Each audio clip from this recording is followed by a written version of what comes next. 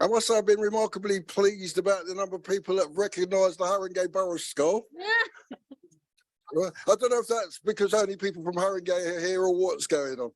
But so we've got a fair few speakers. It wouldn't be a stand up to gains racism event if we didn't have a last panel with a cast of thousands. So I'm going to co-chair this with Taranjit, and we're going to try and keep people on time and rely for them to be on message, so that we can all go off and do whatever we're going to do as near to the time when we said we're going to finish that we possibly can. But I just want to apologise now in case we run over time a little bit. So we're going to start. This is a session, and sorry, I forgot my reading glasses today. So it's the last session. It's on. I should know because I came up with the name for the session actually, but my memory is not what it used to be. Solidarity forever. Solidarity forever. I mean, that should be easy to remember, shouldn't it, right? Maybe I'm getting senile in my old age, but there you go. Yeah, I mean, really, this is a session about trying to link together the anti-racism struggle with the wider struggle that we've got going on against the government trying to impoverish all and send us back to Victorian times. So I'm very pleased to start. I'll introduce the first speaker. Who's Kevin Courtney from NEU, who had the fantastic strike and a demo in central London. Kevin, over to you.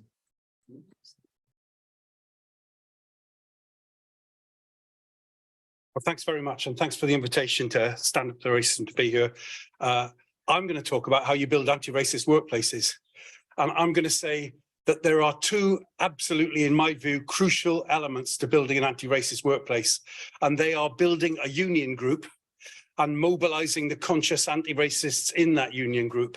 And therefore, I'm also saying that some things aren't fundamental. Anti-racist policies are not they might be important, they're not fundamental. A racism awareness training is not fundamental to building an anti-racist workplace. And I'm going to come back and say some more about that. I don't know whether it's controversial, but I'm happy to discuss. But Wednesday, just gone, saw the biggest teacher strike in this country for 40 years. It was bigger than the strike we had in 2016 against academies. It was bigger than the regional strikes we had against Michael Gove's plans in 2014. It was bigger than the pension strikes in 2011, and that takes you right back to the 1980s. The picket lines were bigger, the demonstrations were bigger, and crucially for my argument, the picket lines and the demonstrations were more diverse than they've ever been before. They were blacker, they were younger, they were more female. Partly that's because the profession has changed to become blacker and younger over time, but they were diverse. And for me, I'm a simple kind of guy. And I think trades unionism is about uniting our side. And that means uniting the black and the white and the men and the women in a common struggle. And it's simple in that regard. As a youngster, I was involved with on anti-Nazi League demonstrations where our slogan was black and white unite and fight. And there is something really crucial about that in my view. And there is an opportunity now to build anti-racist workplaces arising from the strikes that we're currently involved in a way that we couldn't do it before, or on a scale that we couldn't do it before. Like I say, building union groups. We get casework that comes up where we need to defend members, black members, women members, all sorts of members. But when the union groups are stronger, we have less of those cases in the first place. So we need to build the strength to stop those cases happening. And I think that in every workplace in this country, there is at least a minority of people who are already consciously anti-racist, who will turn up to mobilize against the EDL, who will speak out against an outrage. And in a strong union group, they've got a real big place to stand in that union group. It's not that I think that anti-racist policies don't matter, But if management are implementing anti-racist policies, they can implement them without the spirit. They can implement them by the letter with no content to them. And they only get implemented in reality if there is a union group which insists that they are going to be real in the workplace. And I think that's vital. Management are not the fundamental ally that we have in this. That's not to say, I'm not at all saying we don't fight for those policies. We in the NEU, we have an anti-racist framework that we're rolling out into schools. But where is it being rolled out best? Where there's an NEU group and where there's an NEU rep and they're fighting for it to go forward. We work with Show Racism the Red Card, and they do like an anti-racist competition in schools. Where do those competitions run most? Where there's a union group and a union reps pushing it forward. Where is there most work going on decolonizing the curriculum? In the places where there are union groups and people meet and talk as union groups. So I think it's fundamental that we have to build union groups if we want anti-racist workplaces. You also find, there are opportunities, they don't come along all the time, but you may know a couple of years ago, we had some strikes at Pimlico School. There were student strikes at Pimlico School, as well as teacher strikes at Pimlico School. And the student strikes were occasioned by a sort of school management that was very tough on discipline. And one of the things they decided to be tough on was Afro haircuts. They're saying other kids behind you can't see the board. They were throwing children out of school. Our teachers in the school saw that, felt that management were treating them in similar ways, and we had strikes about it, and we led to changes in the school policy. Again, union groups consciously trying to build anti-racism is what we need in these situations. And for me, for my union, there is such a huge opportunity in the next weeks and months, because union branches in the NEU, like in almost every other union, they're led by people that by and large look like me. They're older, they're whiter, and they're more male. There are some older, whiter females who are running union branches as well. God, we don't want to lose them. They've kept the union together. They've kept the union going.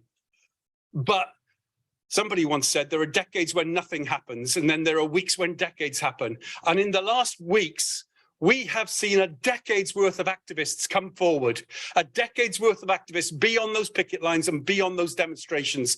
So we're putting out a call in the NEU that we want every branch to set up a strike committee, not a formal, not something that's hidebound, but a committee that can do not just organising strikes. There will be strikes, but we've got a regional demonstration. We need to organise the transport to the regional demonstrations. We want to have a huge programme of outreach to parents. We want to go and lobby MPs, get a committee of people together who were on those demonstrations, who are on those picket lines, and ask them to be union activists.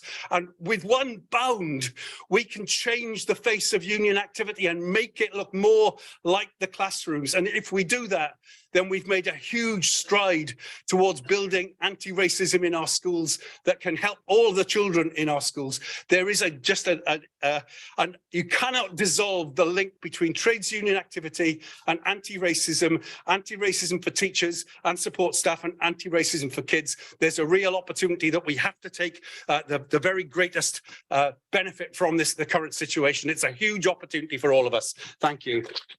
Thank you, Kevin. Thank you so much. We've got Mark, PSC General Secretary, online. Can I just say, well, fantastic speech from Kevin to open the plenary. I'm delighted to address the conference on behalf of PCS. And I want to acknowledge right from the get-go the excellent work that's been done by the TUC, with Wilf taking the lead, and Stand Up to Racism. PCS has been a proud affiliate to Stand Up to Racism now for many, many years. And I'm really proud that we actually have got a national union delegation to the conference itself. We recently had a national delegation to a Stop the War conference. And I think it's really important that trade unions involve themselves by having elected delegates who are accountable to bodies like this today. So I want to really thank our delegation, who I know have made a number of important speeches today. And I also want to thank Hector Wesley. I've seen the feedback from Hector's workshop, who's obviously done PCS proud there in talking about what PCS's role was in fighting the Rwanda policy from the government. And I want to just say a little bit about that and myself. And I also want to bring solidarity from Fran Heathcote, our national president and our national executive committee to the conference themselves. I briefly wanted to cover three things in this sort of solidarity bit. Firstly, I wanted to talk about what we've learned in a union about fighting for anti-racist workplaces, and particularly what unions need to be doing. Secondly, the importance of trade unions engaging in wider struggles against racism, and therefore the importance of what we've done as a trade union in trying to stop the Home Office policy hostility to refugees and to migrants. And then finally, the importance of the moment we are in, which is like one of those moments in time where we're seeing an unprecedented level of strike action in the unions, why that action has to win, and why winning that struggle will help combat the fight against racism in our workplaces and against in society generally. So the first thing about the role of unions in workplaces I just wanted to mention. I was very interested in the points that Kevin just made. What I wanted to add to that is to fight for anti-racist workplaces, the role of trade unions is, of course, pivotal. And we have to start from the point of view that unions are not perfect, that unions have not operated brilliantly across the board for many, many years in relation to challenging racism, getting more Black workers involved in our unions, and being seen always to stand up for Black workers when they need it most. And therefore, whilst I think Kevin's absolutely right to talk about the importance of workplace groups to combat racism, I also want to talk about the importance of having Black workers leading our struggles and having their rightful place in the leadership of trade unions. In our own union, it was the work done by the PCS National Black Members Forum, working with an elected leadership that has a number of Black members of our National Executive Committee, that actually recognized in the Black Lives Matter movement that this was a moment where unions had to step up to the plate. And when we reached that decision, it wasn't because our executive just came to the conclusion that something needed to be done. It was because our executive, with our Black members on it, people like Mohammed Shafiq, Zita Holborn, Angela and Tracy Hilton and Hector himself, made sure that at our meetings, we were well aware about the importance of the Black Lives Matter movement and how this was a moment for trade unions to step up. So what we did in our union is we went to our Black workers structures and we asked them what things could be done immediately by our union to show our Black workers and those we wanted to recruit to PCS that we were with them and we got this important moment. And as a result, I think, of that approach, we have done some things that, whilst I would not argue are transforming society, are very important moments in our union that have set us, I think, on an important path. So we made these small changes and they all came from issues that were discussed and led by our Black workers. And the first one, which I think is quite important, is our union, like so many others, has a policy that if a worker wants you to take a legal case, you have a rule that generally says, unless your lawyer tells you have a 50% prospect of success, you generally don't take the case. And our Black workers said to us, the problem with that is that when you're fighting racism and discrimination, it is often very difficult to win those cases. But the critical thing is the union has to be on the side of the Black workers facing discrimination in the workplace. As a result of that, we directly have changed the way that we approach discrimination cases in our union that no longer rely simply on a policy of, is it got a 50% chance of winning, but also now has a process where our lay leadership, working with myself, will look at cases that lawyers tell us may not have a chance of winning, but are so important that you fight them anyway. As a result of that, we are now taking some very high profile and important cases of which racism is a core element of the case, and we are fighting them even if we may not win. And the effect of that, I have seen in being as part of the TUC task force, is really uplifting for fellow black workers who tell you that the thing you're doing there as a union really gives hope for people who are really up against it in the workplace. Very important policy, but the point I'm making is we made it because it came from black workers within our union and our union wanting to be seen to be doing more. We took similar decisions around ensuring in our bargaining agenda that all of the work we were doing factored into issues of discrimination. It's often not talked about. We also always talk about sort of sex discrimination in the workplace and that equal pay is not equal pay for women against men. But we don't talk often enough about the race pay gap and how all employers disproportionately have policies that mean black workers are paid less, they are treated less favorably, and as we all saw with COVID, were more likely to die from the pandemic in a workplace than their white colleagues. All of those things are now being challenged and factored into our union because of the role of black leaders in our union. And I wanted to pay tribute to our black members on our delegation today, our whole delegation, but for the work that they've done. Second important thing I want to make here is that fighting racism in the workplace and how we are seen by black workers in the struggle against discrimination and racism, we are often found wanting in engaging properly in wider issues. Too often the trade union movement has been seen that it is about its bread and butter and it is only the workplace that matters. It is obviously the case that the workplace matters, but so does what goes on in wider society. And that is why I do think that the trade union movement, led, I think, by what PCS has done, working with groups like Care for Calais, Stand Up to Racism and others, actually reached a point where we said, we can unite the struggle for fair treatment, fighting racism, and for basic values of humanity by standing up for workers, in this case, our workers in the border force, often people, by the way, who are attacked and pilloried, including sometimes from amongst the left, by saying we can stand up for those workers, and in so doing, can fight for the rights of refugees. And I think I want to acknowledge publicly that the work that we've done came from our Home Office group, supported right from the get-go by our black workers in PCS, has meant that not a single person has yet been deported to Rwanda, and not a single person was pushed back in the channel by border force workers operating under the instructions of Paresh Patel.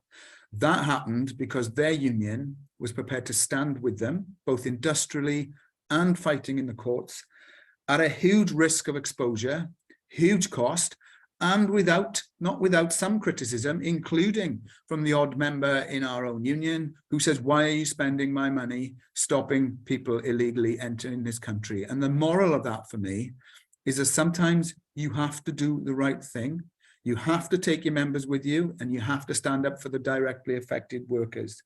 But what we've done there, I think, is one of those moments in the trade union movement where we were being seen to do the right thing. And whilst ultimately we did not win the final legal case, what we were successful in is all of the individuals who would have been deported have not been deported and now have the right to challenge Paresh Patel's decision.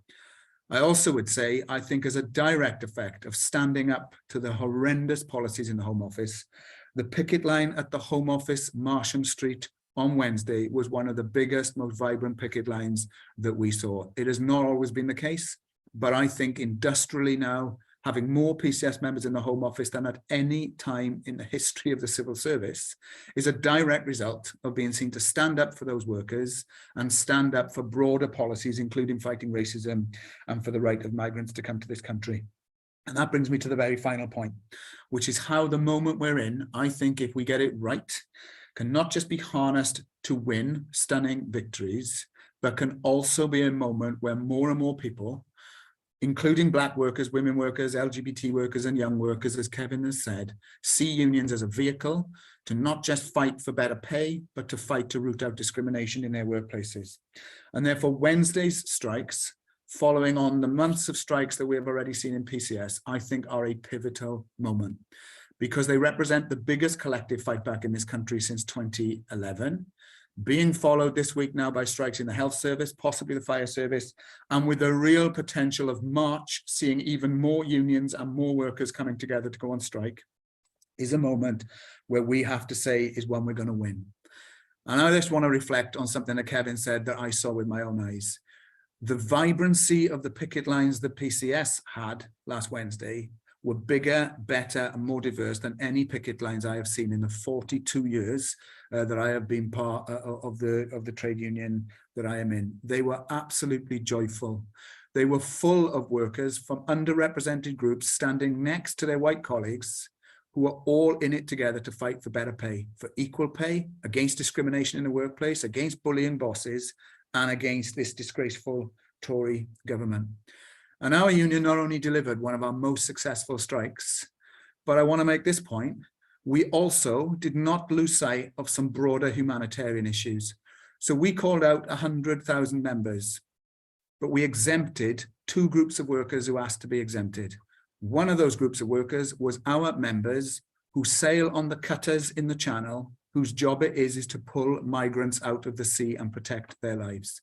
They asked to be exempted because they did not want there to be a strike where there was a risk of death of people crossing the Channel because of their action. Now, I make that point because those workers would have loved to have been on strike, but it shows that in fighting for fair pay, they hadn't lost sight of what they felt was a very important humanitarian stand. And I make this point because I have seen a very infantile comment in the last 2 days from supposed people on the left who tell us they have solidarity for all workers on strike apart from the workers at the border force.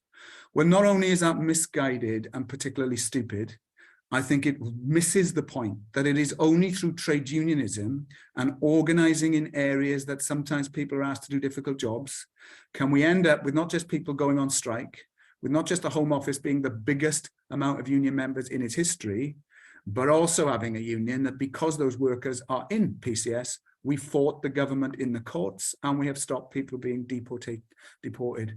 So I think, if anything, that underlines the slogan that Workers United will never be defeated, and all workers, including the ones that we represented at the border force, I think made a magnificent stand on Wednesday, and it shows the power of trade unions. So my final point is we have to win. If we win, I think we advance the struggle to fight racism in the workplace and to fight discrimination of bad bosses. This is our moment to get more of the unorganized in our unions, to get black workers in our unions, but not just as passive union members, but strike organizers, branch organizers, and ultimately to get in the leadership of those unions. And so my final point is in winning that struggle, as we move into March, where hopefully we will see more mass strikes, we have called further sustained targeted action. And one of those strikes will be at the British Museum.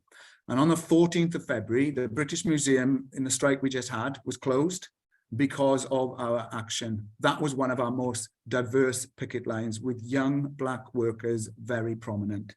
Anyone who's in London on the 14th of February, I invite you all, as part of the struggle against racism, to come down at the British Museum, join us on strike, see black workers leading a struggle. And if you do that, we can defeat the management at the British Museum, we can defeat Rishi Sunak, win fair pay, and advance the struggle to fight racism and fascism with black workers in the lead. Solidarity, comrades, and good luck moving forward. I suppose there's going to be a little bit of a theme here, and I don't suppose that's not unsurprising, given the subject of trying to create anti-racist workplaces. And I think the last 2 speakers have touched on some issues. The second speaker, more so, Mark, touched on one of the areas that I think is so fundamental and so important. I think people have heard me say this before, that the trade unions themselves have to become anti-racist organisations. They have to be synonymous with anti-racism. And I suspect at present they are not seen as such. And I think it's something that really does need to be rectified. And on the way to rectifying that, it has to engage its black members at all levels of the union. And I know this is something that's often said, but it's been said for a long time. I think time is running out for us to start to take the right type of action to ensure our organisations reflect its membership and reflect society as a whole. It's been way too long that we've set up black structures, whilst I don't criticise those black structures, because Mark has just pointed out some very important work black structures have done. But if that doesn't manifest in Black members and Black representatives becoming part of the leadership of the trade unions themselves, then I think we're not going to see the progress that we would like to see. Couple of things. The management aren't going to create anti-racist workplaces. They aren't going to do it. And so it most definitely will be something that the trade union has to do. And for that to happen, similar to the first speaker, you need representatives in every workplace. There needs to be a presence of the trade union in every single workplace. Without that, we know that management aren't going to tackle racism in the way that we believe it should be tackled. Mark, second speaker, probably took on board, stole a little bit of what I really wanted to say around challenging racism in the workplace. So first, you need the presence of the union. First, you need the will of the union to be an anti-racist organisation. But then what does it actually do when it wants to challenge racism? And what we find very similar to what Mark said in an area I wanted to touch on is this criteria that trade unions place on assessing members' cases when they allege that racism or victimization has taken place in the workplace.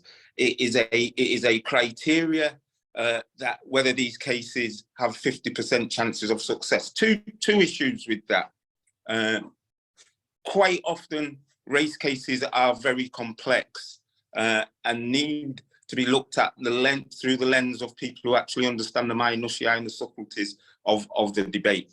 And quite often, what we don't have in our union structures or even in our firms of solicitors are people who, in my humble opinion, are qualified to make those assessments. They're able to make legal assessments. But as Mark said, there are circumstances and cases where the issues are so fundamental and so important, and given the subtle nature of racism at times, that they do need to be challenged in the court. The normal qualification for representation needs to be set aside. So what I would say, if there are areas of your trade union where cases are assessed, that it is absolutely crucial that those doing the assessing probably are more diverse than they probably currently are, and are able to deal with and identify the issues that affect Black people in the workplace. And I think to remember with the law as well, it evolves.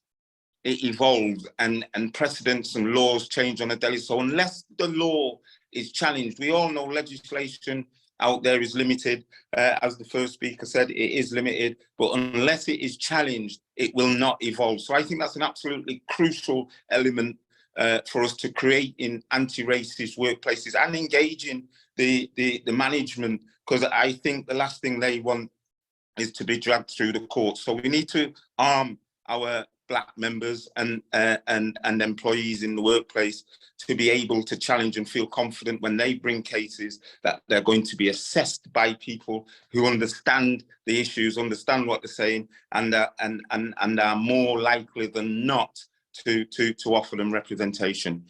The only other thing I want to really touch on here is where we are at the moment, where we are at a very crucial point in history. We all know, and I think history teaches us this, that when things are tight, as things are now, we're living through some miserable economic times, miserable for lots of people and their families.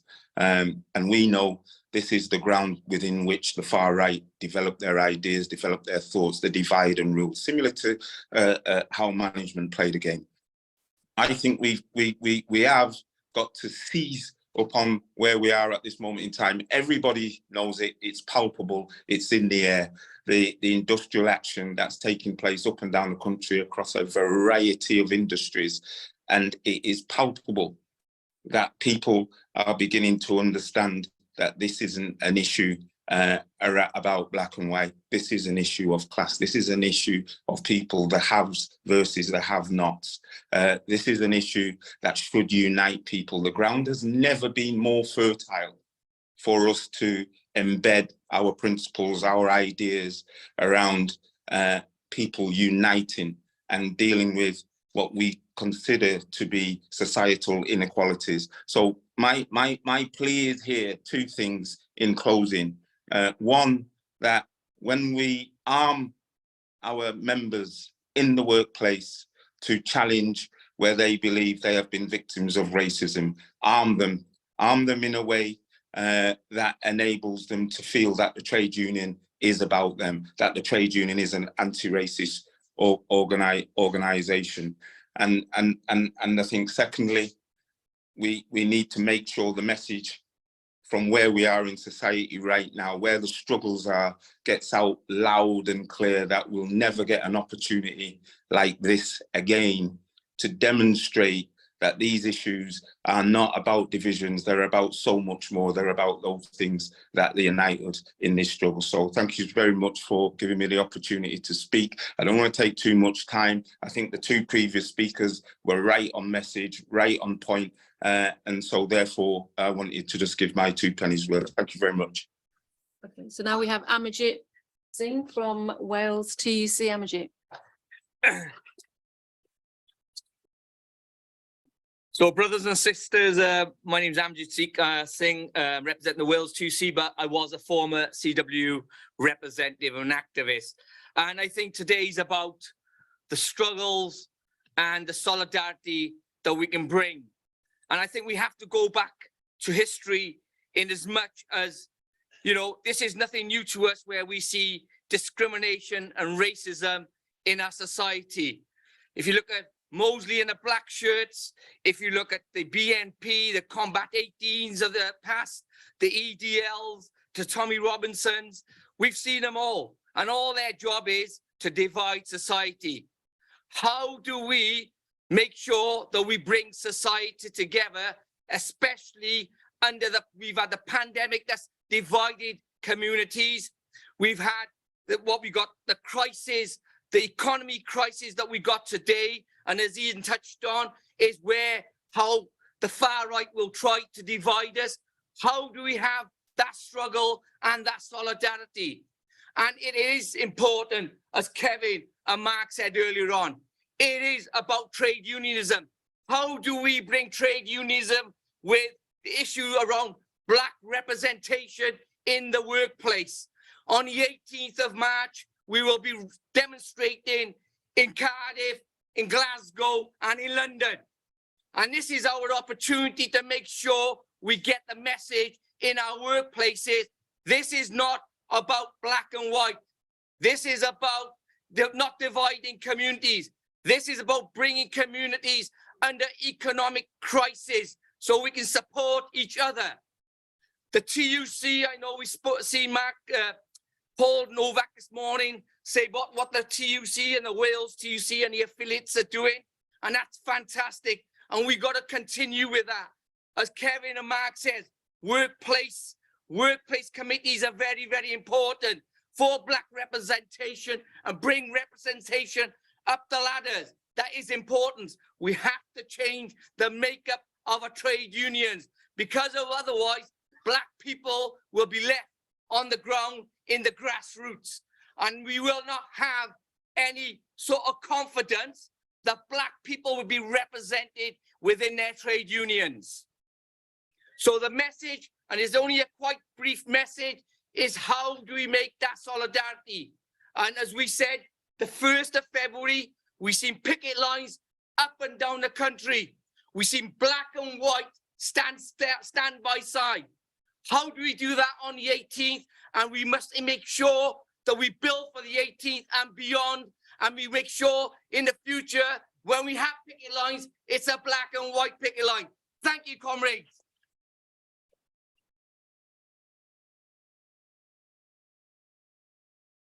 Yeah, thank you, Amarjite. I've got, as when you're always in this position, people give you loads of announcements to make. So rather than doing them all at the end when you're going out the door, I'm going to do 2 or 3 before I call the next speaker. So the first on that question of building the building for March the 18th. We've got days of action that were Stand Up to Racism and calling on the 24th of February, and does that say 9th of March? Yeah, 9th. Sorry, no glasses. That's 9th of March. And on the 9th of March also, we're going to try and create a trade union-led Twitter storm. So look out for that. There'll be stuff up on the website in terms of those events.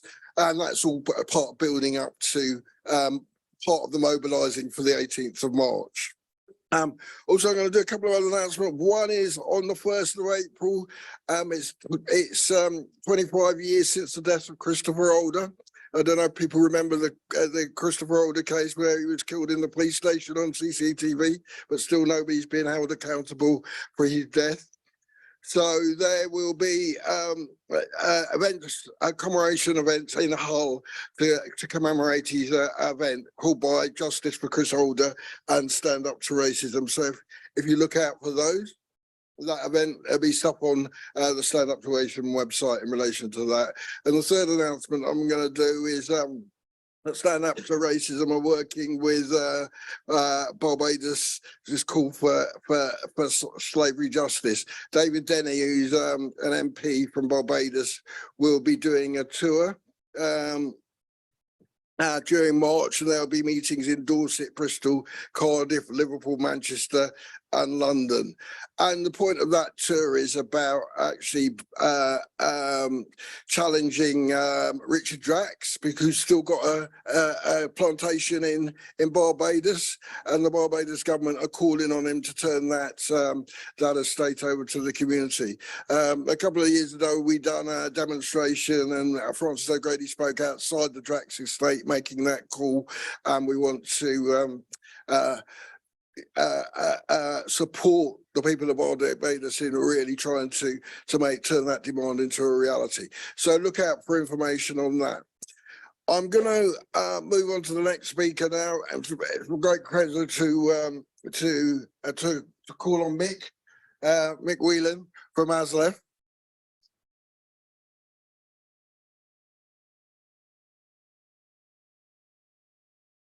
That's as good as it gets. What you really needed was another white, middle-aged trade leader. And strangely enough, I want to echo all the messages of solidarity and unity we've heard today.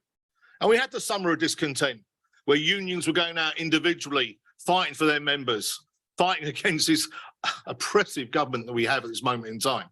But isn't it now in this winter of discontent that we're all standing together? We're standing shoulder to shoulder, worker to worker, not regardless of gender or colour, and fighting for what we believe in. And I think that'll set a tone for our children that they haven't seen since the 70s and 80s, and going back to the days of the Anti-Nazi League, which also I was a member of back in the day. I also echo some of the other thoughts. I come from a trade union that sees itself incredibly progressive, but you've got to change your trade union first. And we're trying to do that. And we've been trying for a number of years. I come from an industry, when I started as a guard, a little place called Stonebridge Park near Wembley. I'm here all day. But in the early 80s, right, the guards had their own cabin, and the guards were predominantly black.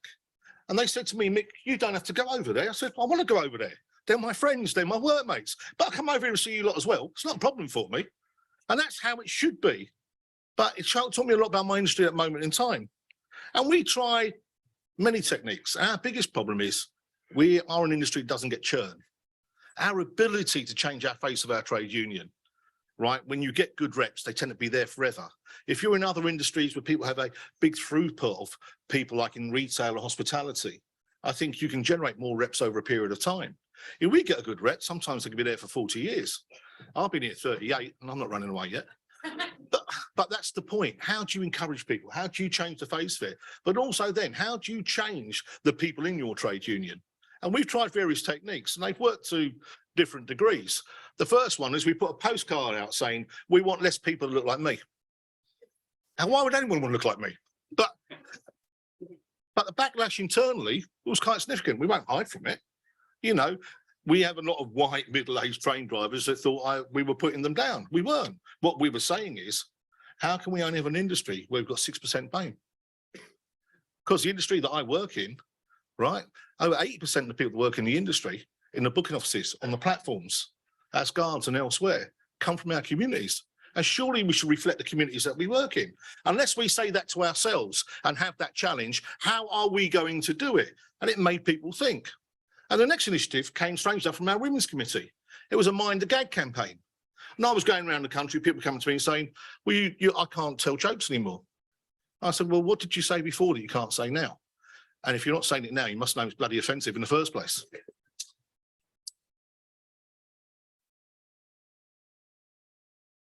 We've generated codes of conduct because we've had to do it with the same online problems that any other group of people or community has in this post-Trump and post-Brexit world, where all the bigots, the homophobes, the racists, the misogynists are coming out of their cupboards and are sitting there in their little rooms telling us how to behave, what we should do, and also what they think of us. Well, go back and stay in your darker rooms, but turn your computers off, please. What we have been quite successful at doing, though, is delivering policy change. And we're quite proud that we're the trade union that many years ago stood up and had to go to Europe to win the right to kick the racists out of our trade union. There was a period of time when the BNP and the National Front were joining trade unions, and once they'd been accepted in, putting their hands up and saying, look at me, I'm a racist, I'm a fascist. We said, well, go be a racist or fascist somewhere else. But we had to go to Europe to win the right of free association. So every trade union, the first thing they should be doing is challenge these people in the workplace and kicking them out, regardless of the cost.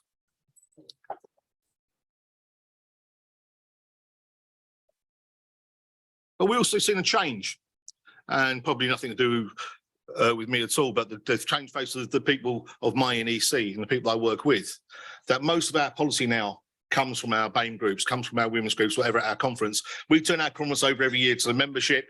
All 173 branches get a right to put in 4 items a year, political and otherwise. And the bulk of that policy, which goes through virtually unanimously by everybody in that room, even though we don't have the biggest density in the world, gets accepted and becomes our policy that we have to go out as a trade union and do. Then we have to take that into the workplace, and we have to take it back into our branches, and we have to take it back into our membership. Then we have to take it up into the wider things that we do, and that's how we change things. But we have a problem as an industry. We have an industry that doesn't believe in equality impact assessments, yet every company that we have is a government contract. Why wouldn't the government want to put equality impact assessments into the areas in which we're in, so that we can see how well or how badly we're doing, or where we need to improve? We put equality reps into every branch. We haven't empowered them enough. My Vice President and I were talking earlier, and we have these people that we want to empower. We want to change our branches, want to change our structures, and we've got to find a way of getting them into our bargaining machines as well, so they have a role and a responsibility to carry out these wonderful policies that we're generating. Because there's no point in us writing and talking to each other unless we change the workplace in which we're in. And the workplace in which we're in at the moment is a very bad place, but that's probably for another day. So how do you do that as well?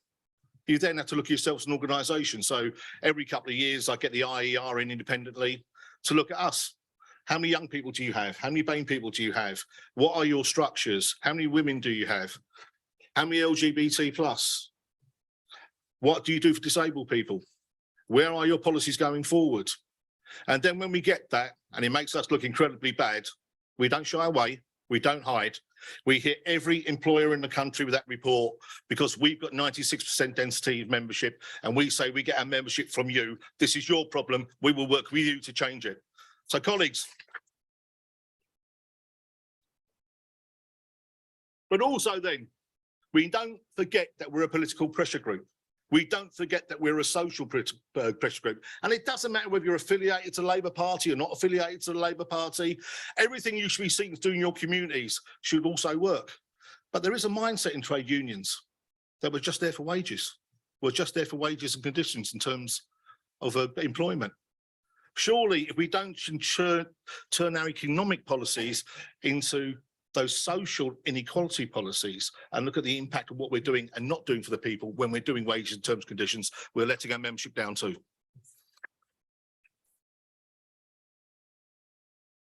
We've suffered decades of social engineering in the UK. We all know about the tragedy of Grenfell. I went to primary school underneath it. My mum still lives down the road in Paddington. And when I go back to Paddington, not one person I grew up with, I went to school with, lives there, because it's been gentrified and it's too posh. But surely at the heart of Grenfell, that was the problem. The posh people around Ladbroke Grove who'd moved in, not the people I went to school with, right? They didn't like the eyesore of that tower block. So the council burnt people out of their homes. I don't say they did it deliberately, but they should have known. And this government deregulated the place, such a place that a tragedy could happen. But what happened post Grenfell? Didn't the then Prime Minister, about 4 Prime Ministers ago, turn around and say within 2 weeks they'd be rehoused? Yeah, we'll rehouse you in Stoke or Bolton. We don't want you round here. We want you somewhere else. Didn't Dame Shirley Porter do that in Westminster for votes when she sold off the council house I lived in? So when we're looking at the wider implications of what we do, right, we should also then look at what how it impacts on the people, the communities where they live and where their futures are and the future of their children. So quite simply, trade unions aren't about wages. They're about people, every person. Thank you, Mick. Lovely. We have, I believe, Esme. Esme is online, who's a health worker.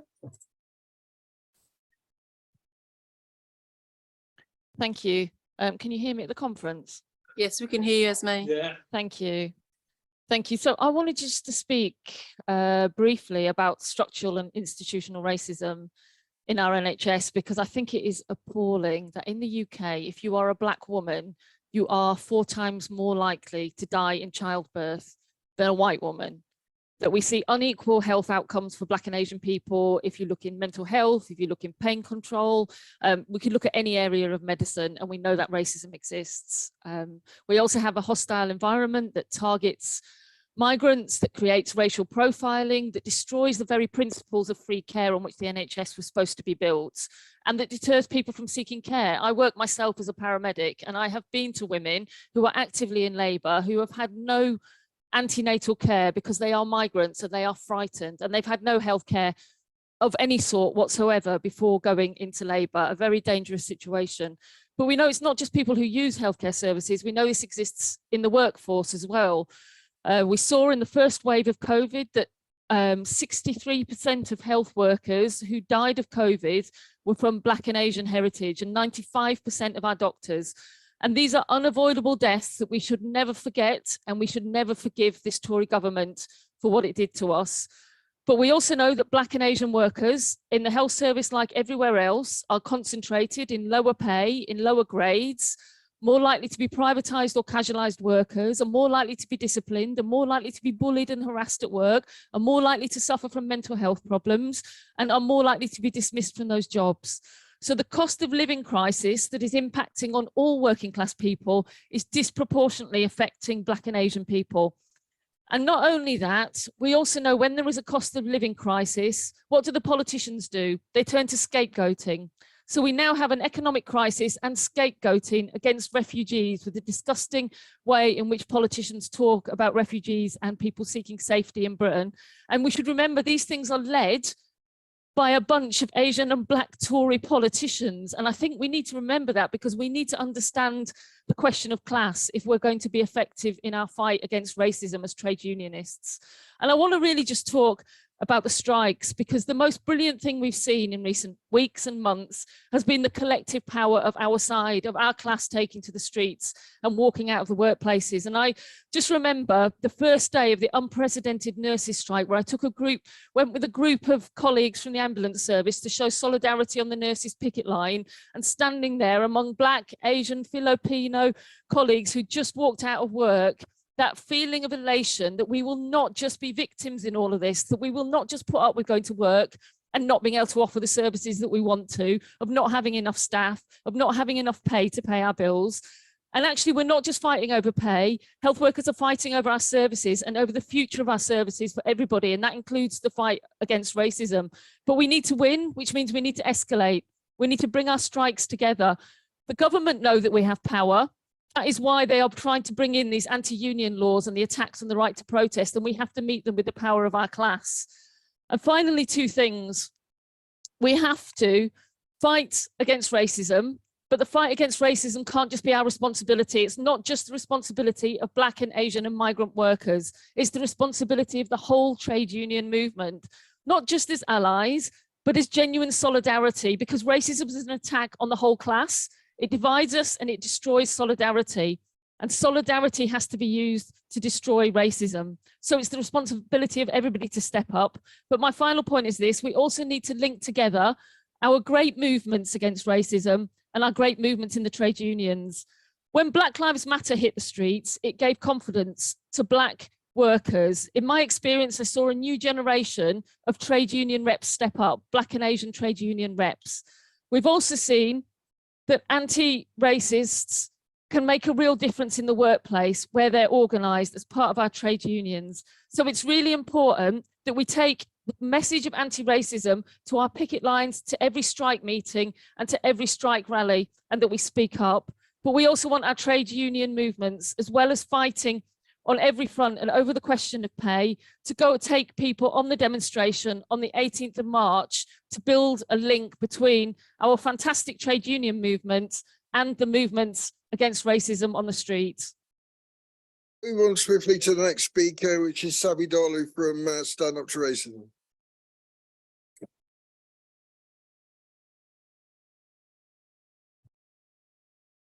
Thank you, Wilf and Amarjite. And first of all, a big thank you to all of the trade unions supporting today's conference. We wouldn't be here, Stand Up to Racism wouldn't be here if it wasn't for the support of the trade union movement. So big thank you to all of the unions for supporting what we're doing today.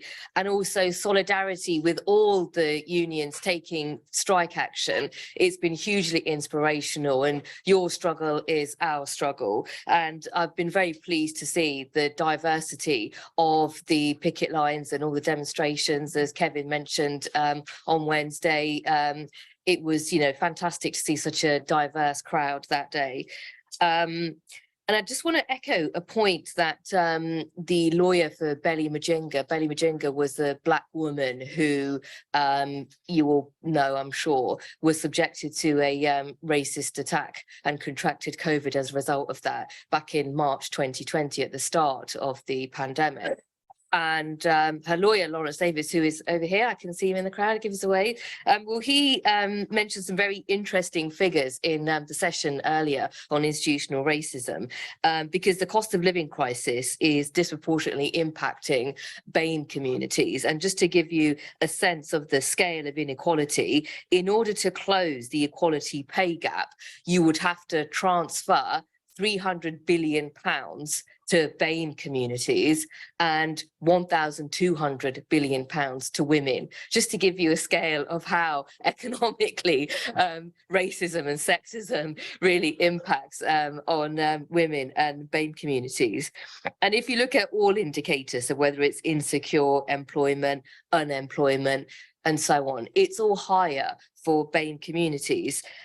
So the cost of living crisis is very much a Black issue, is very much part of the anti-racist movement. That's why Stand Up to Racism has been out there on the picket lines, on all the demonstrations, showing solidarity, showing support, and also highlighting the fact that this is disproportionately impacting BAME communities. It's an anti-racist issue, and we need to take action against it. But I also want to say there's a direct link between racism from politicians, racist hate speeches and policies, and racist attacks. So recent stats show that racist attacks have increased by 19%, and that's the biggest increase since 2017. And we shouldn't be surprised by that, because in that time, we've seen a systematic crackdown of the Black Lives Matter movement in this country, because I think people here can see the impact that the Black Lives Matter movement had in the US, because it was the decisive factor in defeating Donald Trump in 2020. There was a massive increase in mobilization of the Black vote, especially in those southern states and other swing states in the Rust Belt in the north as well in the US. And I think the government has been deliberately clamping down on the movement and been whipping up racism instead of taking serious action against institutional racism. And I think their failure to take action against institutional racism means that the police force feel it's okay to, you know, murder Chris Carver or take action like they did with the strip searching of Charles Q a few years ago,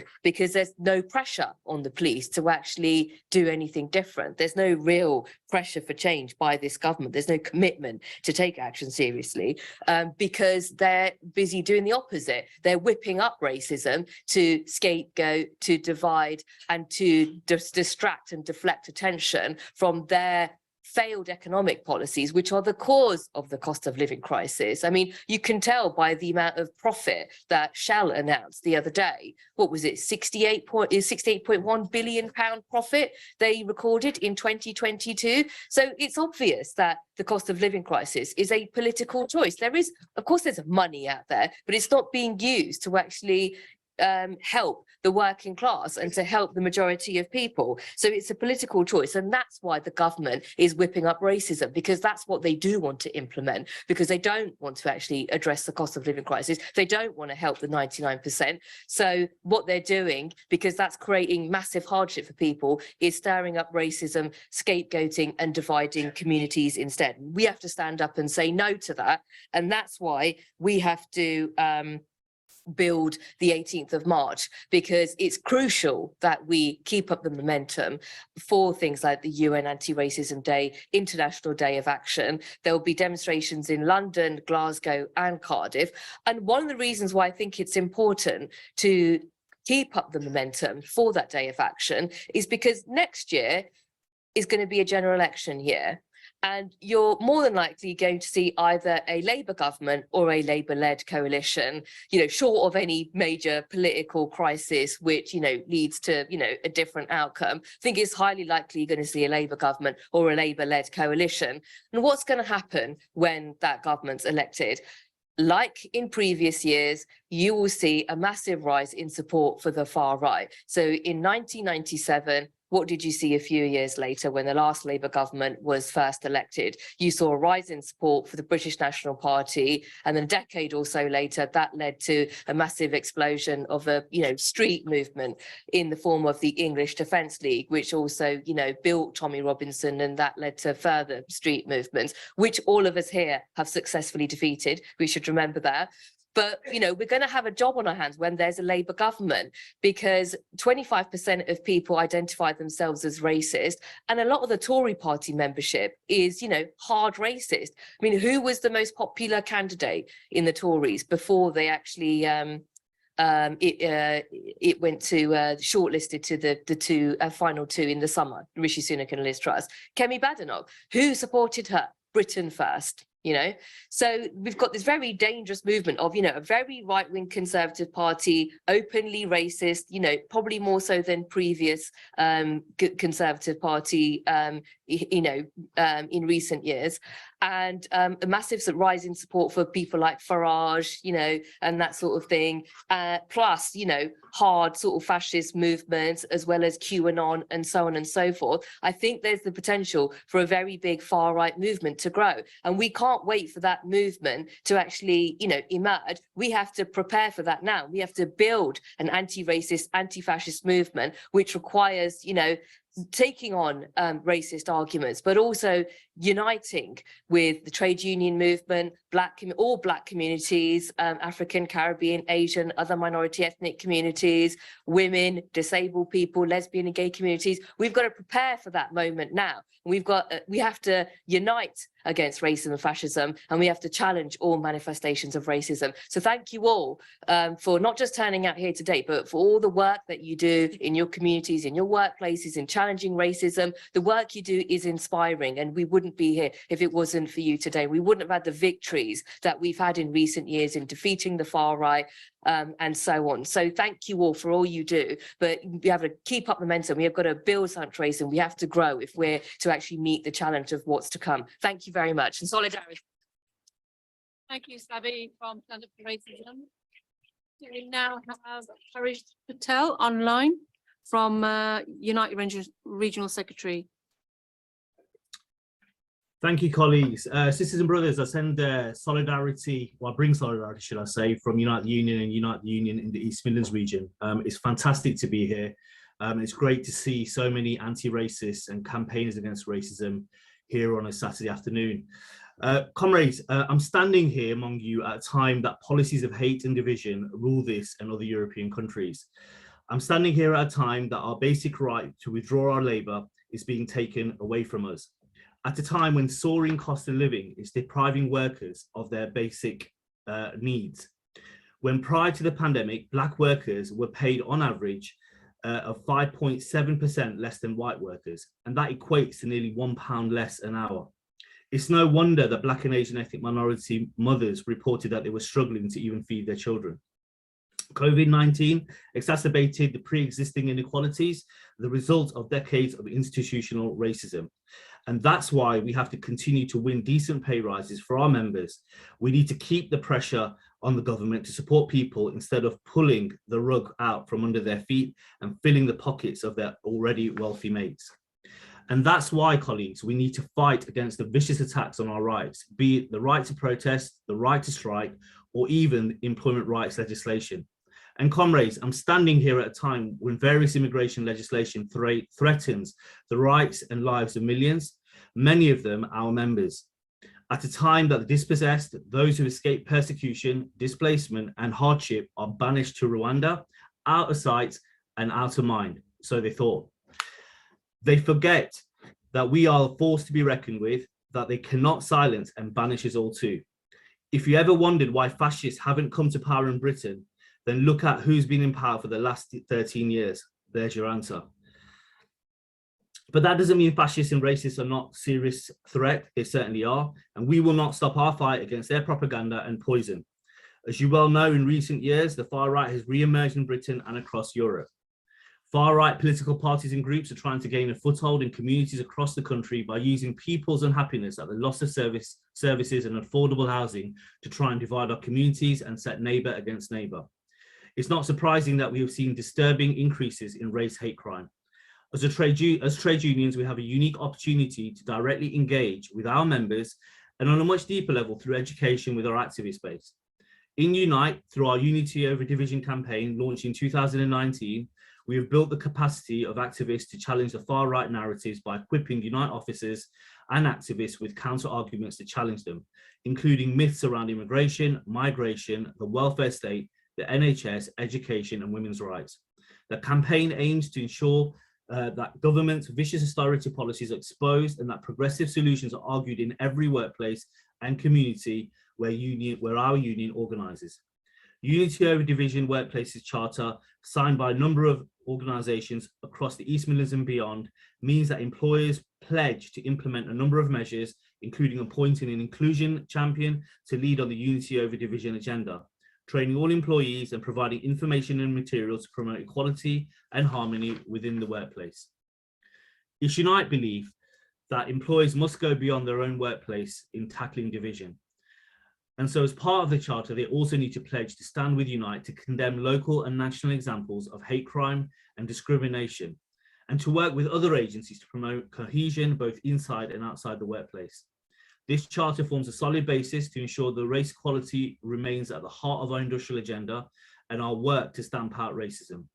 We need to talk to our fellow workers, our friends, our family, to explain that it's not migrant workers, Black and Asian workers who are attacking their wages, terms and conditions, but exploitative bosses. We have a duty as trade unionists to stand for equality and challenge those who would attack our values of fairness, decency and dignity in and out of the workplace. We are a united working class movement that will not allow anyone or any institution to use race, gender, disability, sexual orientation, age, and gender identity to divide and weaken our strength. And my final message, comrades, is this: unity, not division; equality, not discrimination; trade union rights, not exploitation; and solidarity, not hatred. Thank you, colleagues. I'm going to move to final speaker, last but not least, Weyman Bennett. I'm not going to make a long speech, I'm going to be short, comrades. I just want to say that I went on the UCH picket line of 2 weeks ago, and I want to say that power concedes nothing without a demand. And a nurse, a Black nurse, was on there, and the picket line was so big was full of the nurses, that it spilled out into the road, and the policeman came up to the steward who's in charge and said, you spilled out into the roads, and you know, you need to control that. And she told him, go and sort out the road now, stop the traffic, we're coming out into the road, don't you see what we're doing, right? And the reason why I say that, right, is it's the spirit that came out of the struggle. It's the sense of who they are. And I think we want more of that. We want more of those struggles. We want more strikes, and we want the power that wins. And it always reminded me of my uncle who worked at Ford's. His name was Bob, was my uncle, right? And when he worked at Ford's, he told me that when he was there as a joint convener and Enoch Powell was speaking, there was a strike and they shut it down because it was too hot. The firm was too hot. And when the manager came back, he said to him, this country is going the same way. Enoch was right. And my uncle said to him, we're not going back to work. He said, but we've turned down the temperature. He goes, but we were thirsty and you brought us the wrong drink. The reason why that's important, right? He said, because you said that, it's about power. It's about the ability to do that. It's the ability to fight racism and combine the two things together. And that's why we want the demonstrations on the 18th to be big, because the weapon the ruling class is using is racism, is divide and rule. And the weapon we have to use is solidarity and unity. It's our only two weapons, and we want more of it. My uncle told me that the manager cried after he realized that he wasn't getting anywhere and said he was infuriated. I want every stinking Tory to be crying all the time the way we have. I've been, for the last 30 years, if you're like me, you've been shouting at the telly, now we're shouting on the streets, and we have to combine both things. And that's the reason why the strikes have to win. Because if they don't win, I'm sorry, look at Italy and look at France. There are people waiting on our wings in order to take us. That's why we have to throw everything we've got at the 18th of March and combine that. Every march, every picket, every demonstration we have to be on. I know it's busy and sometimes it's cold, but I tell you something, I was on the last demonstration on Wednesday and I was given extra rocket fuel for being able to manage. It rejuvenated me. It might not look like it, but it took 30 years off my life because you just felt the energy. I want that energy of that nurse, the way she spoke to that policeman, the way that for Chris Cabba, for their family. We need our class to feel like that. We need them to be able to turn around and say that at work, on the streets, and where they are. That's why victory to the strikes, and let's unite a struggle against racism and fascism at the same time.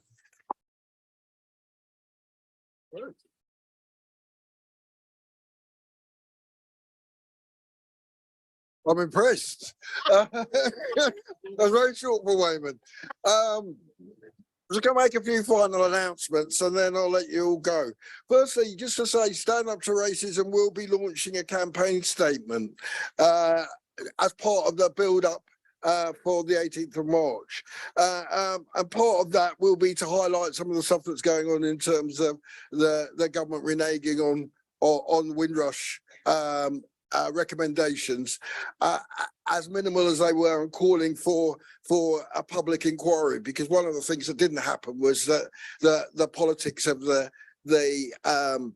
hostile environment have never been examined and held to account. We'll also be organising an educational trip to our switch, so look out for that. And also, as part of the ongoing organising, we'll be supporting a further conference for the black child this year. And last but not least, of course, we continue to support the campaign to stop the Rwanda policy, and be working with Care for Calais around a policy that they and PCS have developed for safe routes into the UK. I just wanted to finish by thanking you all for coming along. Looking forward to seeing you all there on the 18th with at least 2 other people in tow. I finally want to end up by saying this, really. Trade unionism isn't anything but about solidarity. And that's why it's important that we work together with Stand Up to Racism. And the challenge for us is to, as trade unions, is to join up the dots sometimes. That racism isn't over in that corner, and you know, the cost of living crisis over in that corner, and what we're doing that is somehow different.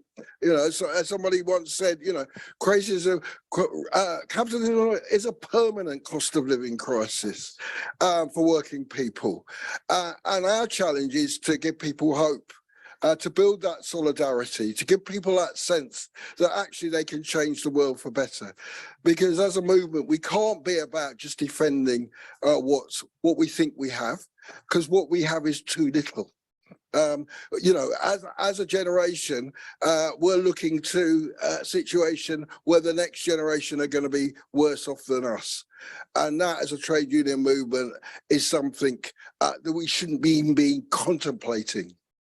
So we need to build that solidarity, and that solidarity means including everybody, especially the more vulnerable, the most vulnerable, because they have the least to lose, and they are the most willing to use their power if only we organise them to change the world.